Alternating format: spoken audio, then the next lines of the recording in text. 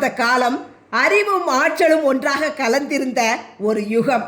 அந்த யுகத்தில் பாண்டவர்களுக்கும் கௌரவர்களுக்கும் ஒரே ஆசிரியராக இருந்தவர் துரோணாச்சாரியர்.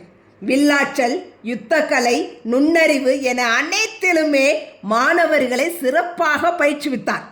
ஆனால் ஒரே ஒரு விஷயம் மட்டும் அரசன் திருதராஷ்டிரனின் மனதில் எரிச்சலை ஏற்படுத்தியது. பாண்டவர்கள் அறிவிலும் திறமையிலும் சிறந்து விளங்கினர். கௌரவர்களுக்கு அதே அளவு திறமையோ ஆழ்ந்த சிந்தனையோ இல்லாமல் இருந்தார்கள்.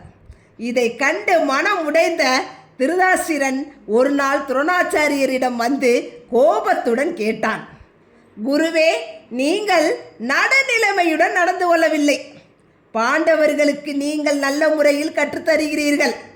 ஆனால் என் மக்களுக்கு அப்படி இல்லை. அதனால் தான் அவர்கள் அறிவில் பின்தங்கி இருக்கிறார்கள்.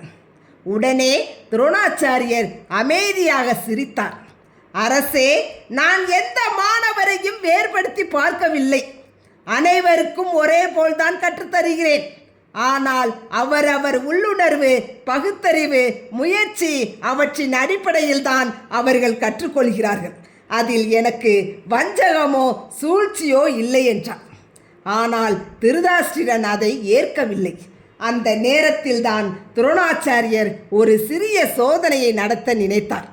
அருகில் இருந்த சீடனை அழைத்து மெதுவாக சொன்னார், நீ உடனே சென்று நம் ஆசிரியர் துரோணரை ஓணான் ஒன்று தூக்கி சென்று விட்டது என்று பாண்டவர்களுக்கும் கௌரவர்களுக்கும் சொல்லி வா. அவர்கள் எப்படி பரிதவிக்கிறார்கள் என்பதை மட்டும் கவனித்து கொண்டு வந்து சொல்லு என்றார். உடனே சீடன் கௌரவர்களிடம் சென்றான்.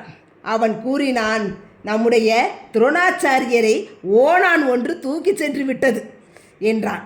அதை கேட்டதும் துரியோதனன் சினத்தில் எரிந்தான். என்ன, நம் குருவை ஓணான் ஒன்று தூக்கி சென்றதா?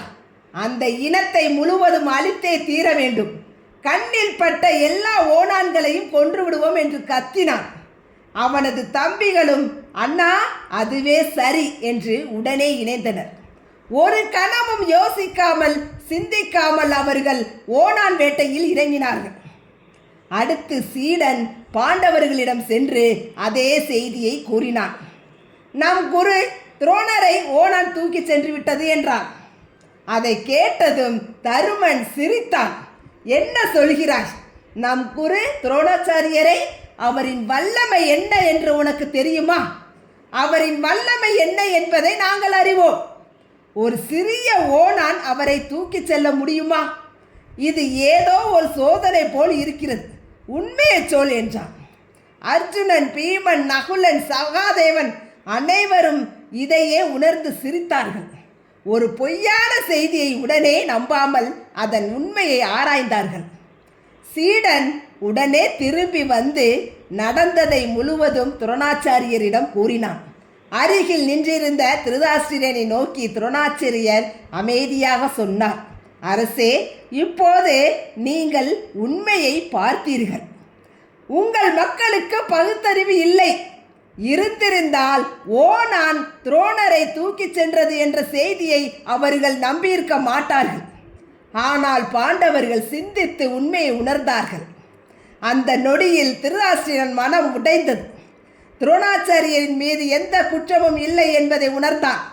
தன் மக்களின் குறையை புரிந்து கொண்டான். வருத்தத்துடன் அமைதியாக அங்கிருந்து சென்றான். இந்த கதையின் ஆழமான பொருள் என்ன தெரியுமா?